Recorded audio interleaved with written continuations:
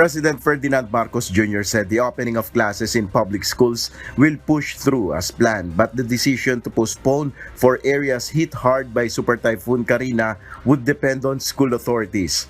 In a chance interview during his site visit in the storm-stricken Rizal on Friday, President Marcos instructed the Department of Education or DepEd to do everything that it can to resume classes on July 29.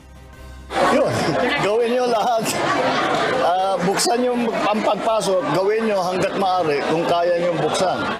PBBM said the Education Department, led by the newly appointed former Senator Sani Angara, should be able to figure out the middle ground since schools have not returned to full-time, face-to-face classes since the COVID-19 pandemic.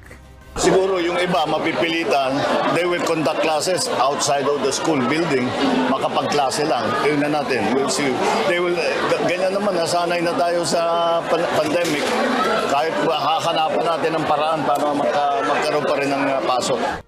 Several schools have either been damaged or used as makeshift homes for residents living in low-lying areas as the southwest monsoon intensified by the typhoon unleashed torrential rains and triggered massive floods in various parts of the country on Wednesday.